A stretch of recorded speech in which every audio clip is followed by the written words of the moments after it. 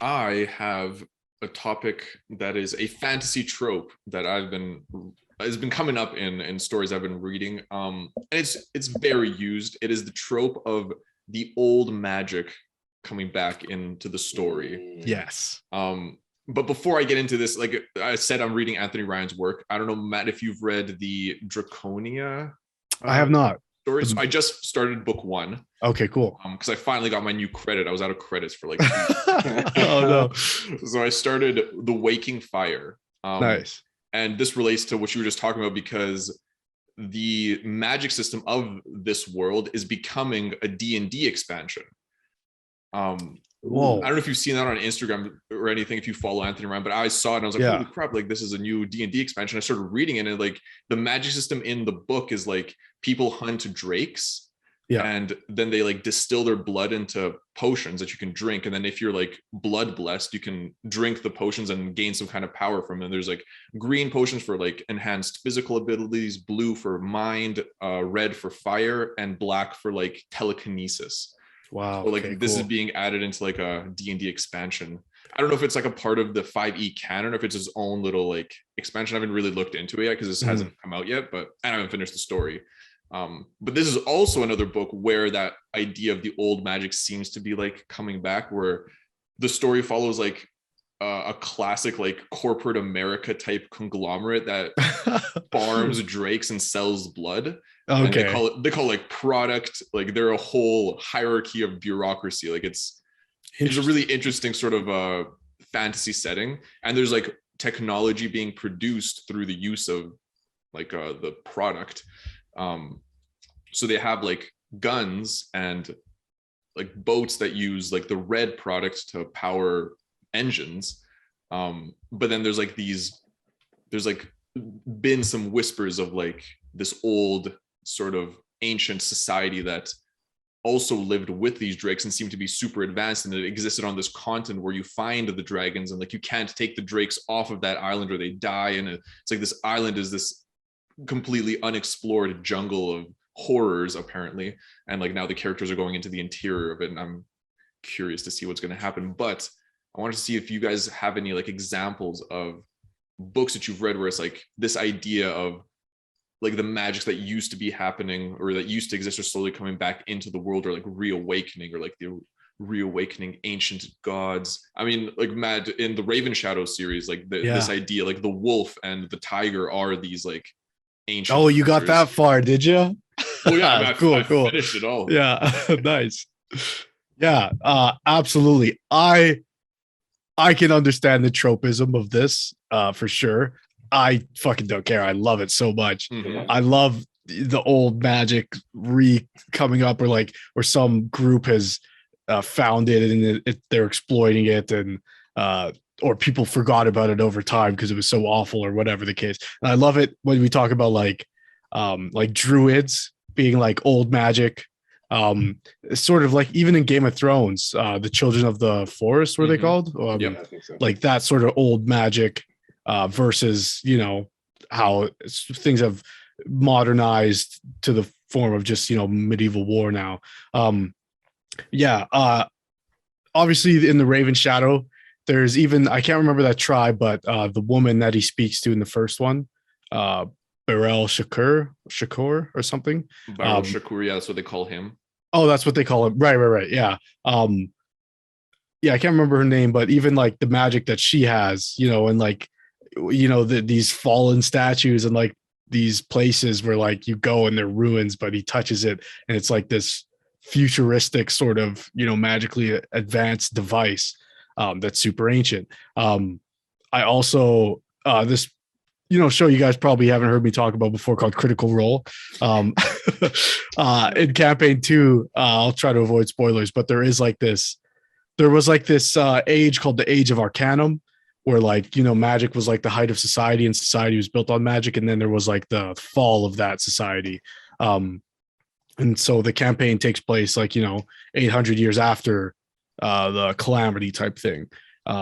So, you know, there's people who discover like these old sources of magic and they like can reutilize them for different things. Like something called Broomstone is like this ancient creation that allows you to like levitate. So like old floating cities from the Age of Arcanum were levitated with it, but now they use it for like sky ships because they don't know how to use it on like a bigger scale type thing.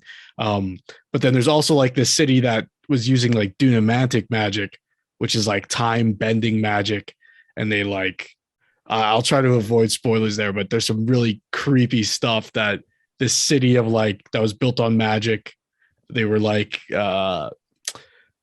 using some magic that was like plane shifting type magic and like conscious binding type magic. And so like that leads into some interesting body horror type stuff when the player characters come across it. So yeah, I'm a huge fan of the ancient magic coming back. It's one of my favorite tropes because it also gives, if you're talking like a series like you're talking about, Luca, where magic is being exploited in its current form or its new form.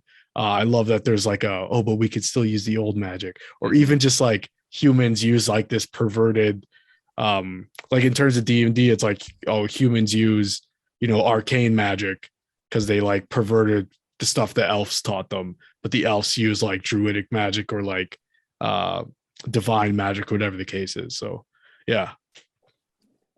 I have two kind of different like takes on that trope. One of them is the Dragon Age trope of the ancient magic being the blight coming back every few thousand years as like a massive, just apocalyptic event where the entire world is basically just screwed unless the Grey Wardens can stop it. I think that's always fun. And the second one would be from the Cosmere, something that I also never talk about whenever I'm on the podcast. The book Elantris, the magic system is like a location-based magic system, but something broke it like a while ago. And a part of the book is about the main character trying to like fix it and bring it back to be used again. I'm like Matt, I don't really have an issue with the trope, especially because it feels like there's enough ways that you can make it somewhat unique. I can't honestly think of any like straight up just the ancient magic is back and the world is changing type stories that I've been into lately. I think the Blight is one of my favorite versions of that trope though, for sure, where just every few thousand years people know it's going to happen, it's going to come back, you can't do anything about it, and you just have to fight and deal with the consequences of a world that you live in that you have no control over like that. That's pretty much the only two examples I have of that trope. I mean, there's one, like I was thinking in a Stormlight, like the Parshindi are a bit of that, like I guess even like magic that was like lost. It doesn't have to be like ancient, like thousands of years or something, but like just lost magic sort of coming back. I feel like that's like a very common trope in fantasy, and also one that's rarely done badly that I've seen. Like I can't even think of like a bad example of it just because it's so ingrained into like a fantasy world. Like if there's magic that existed before, like there's people that did magic before the modern civilization that you're following in the story. So like I feel like there's also this trope is also used in like a ways where it's like the main character finds a more tribal people or people that haven't advanced the way his or her society has, and then they run into like these people and they're using either a more primitive version of their magic or a completely different sort of source of magic.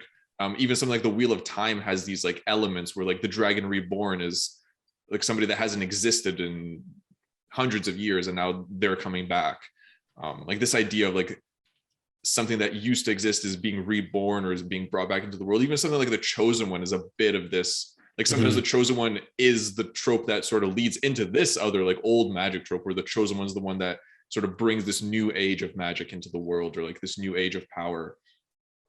And I love it. Like I love this idea of like the ancient world influencing the new world, like how it's just all cyclical. I feel like most sci-fi or fantasy series will never go wrong by just adding more magic. It just gets cooler, the stakes get higher. I wouldn't be mad if most series were just like, ancient magic, here you go, there's new shit going on now. I guess it's very similar, but it's more niche. It's like maybe like a sub branch off of like this trope is like the dragons have returned. which I don't hate. I actually use it in D&D campaigns all the time because, dragons are terrifying in D&D especially. So it's like, they're back. It's awful. But, it's obviously it's just like, I read Bone as a kid and I played Skyrim. The dragons are back. And I've watched, Game of Thrones. So it is that trope with it being like chaotic, because a dragon being a creature in some mythologies being like an unintelligent creature is like, oh, how do we stop these weapons of mass destruction that are just rampaging? And then also when you make them like super intelligent, it's like, okay, how do we stop these weapons of mass destruction who are plotting against our demise, So it can be bad for sure. But like to your point, Luca, like I can't off the top of my head recall where like I think it can be corny sometimes when it's not like a magic system that's coming back. It's just like, oh kid, you found the magic. The world is magic again. That kind of stuff is, I mean, it can draw a bit of like the YA sort of feeling. Exactly. If it's handled like that, but even there, it's like, if you're bad at writing something like genuine, like it doesn't really matter which trope you use, it'll turn out a bit awkward. Like it's all these bad writers who are ruining the tropes for everyone else. I mean, when you said that sometimes it could come off as like corny, my mind just immediately went to somehow Palpatine has returned. Oh no! And I was like, oh, there it is. Yeah, and because like there's the good and the bad, and you talk about Star Wars, especially with this trope. It's like, Luke Skywalker's back at the end of episode 6, and like the Jedi are coming back, like we've revived the return of the Jedi, and then it's like, oh, Palpatine's back. It's like and it's like you're saying, like it's cyclical, but in a way that's not fun because it's only been 30 years. We're like, guys, we've done this already. Please stop. I mean, like Halo and the Forerunners, that's another one, I guess. Kind of like ancient technologies as a magic form coming back. I mean, Mass Effect kind of does it with. Spoiler kind of for Mass Effect 2 and 3 with the Leviathan race as like the original creators of the Reapers that have been hiding around the galaxy, and there's like a side mission where you go and interact with one of them. I just wanted to throw out those 2 extra matching tropes there. I don't know if either of you guys have ever read or like seen Shadow of the Gods. Matt, maybe you've seen it in like a chapter. It's a white cover with like a giant dragon and like a small warrior right next to it. It's like a white cover with a black dragon. I saw a review for the second book in that series called The Hunger of the Gods, and it was saying like that is essentially the setup of that world is like a Norse inspired fantasy world where like the ancient gods, like these ancient gigantic creatures are like waking up and like coming back into the world. And that's like the initial setup that I heard. And that like made me think of like other stories that have this trope of like the ancient or the old coming back and influencing the world. Even like The Witcher has this, like, I guess this trope is just everywhere. Like, I think it is now that the more we talk about it, the more it's like, oh yeah, it's like in every piece of fantasy. It's really like oftentimes it's like the, what do you call it? Like not the rising. For everything else in the story to take place, it's like someone reawakened the angry gods, and now we all gotta, but I love it for that reason. I also love it when it's like a singular person. Oh yeah, like we're reawakened, not Palpatine, but like, this ancient evil guy, or like, because this is where like I feel like the concept in general, it's hard to go wrong with like the magic system coming back from being forgotten. That's tougher to get that wrong, I feel like. But when you branch off into like, it's the dragons or it's one dude, then it can get bad. Star Wars, X-Men Apocalypse. It's like, that's when it can get into like, happenstance. Maybe that's the difference, is like when there's a good explanation for why it's coming back. Or even if because I feel like a lot of the ones I enjoy are like, we don't know, it just came back. And then by the end of the story, you figure out like what led to it. But I like, we never find out why Palpatine came back. It's sort of just he might have made clones of himself, like there's no fucking answer. So like they allude to things and then they change their mind and allude to other things. It's all these like red herrings, so I don't know. Always Yeah. comes back to the Rise of Skywalker. Yeah. Yeah. Every time you're on this show, it's like, hey, you guys ever think about how Star Wars kind of sucks? I don't even like to do it on I purpose. know. It's just the way it goes. I think if it's something that for you and I especially is so intrinsically tied to our love of fantasy and sci-fi, it's tough not to be reminded of Yeah. where the ball was dropped. It's just like that line so specifically. Just even Oscar Isaac's delivery of it is just so like offhanded. And you're like, Man, the okay. best is Dawn Monahan just being like weird Sith magic. Yeah. And you're like, what? Like, That's I the guess, explanation? man. Wow. Yeah. Weird experiments, man. These guys are crazy. Just a bunch of conspiracy theorists in Star Wars now. These Sith guys are real crazy. Yeah. Yeah. I'm trying to think of other, or Dune is a pretty good example of like the maybe not the reawakening of, but like the awakening of a consciousness. Yeah. It's interesting because like I think it's one of those tropes that you can build your entire world on, of like, okay, society develops magic skill ends up destroying society, magic skill lies dormant until X happens. How does that affect the world? Or like our society is changing because we've discovered this long abandoned magic, but when does the line get pushed too far that we end up like that civilization who left behind this magic type of thing?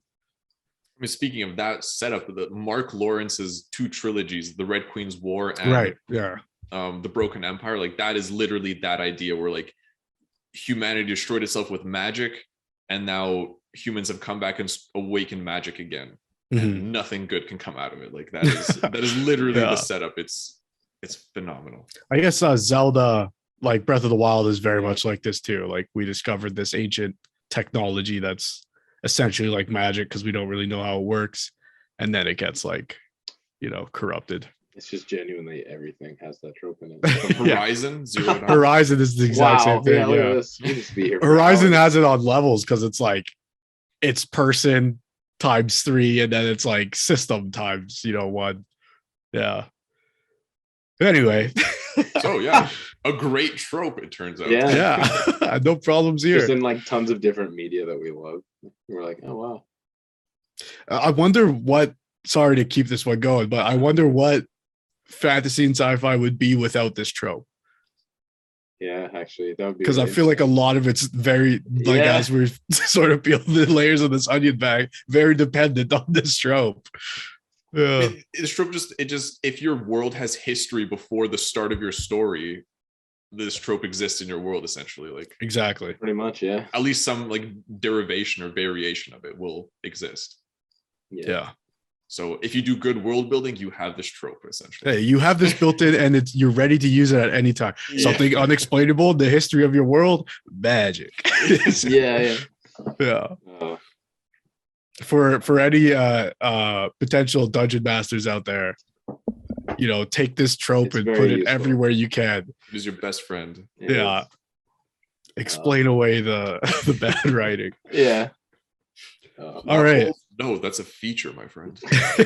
Yeah. So what do you got for us today, Matt? I just wanted to talk about that, casual little CD Projekt Red new Witcher teaser that they just put out the other day. Yes. I was doing a little bit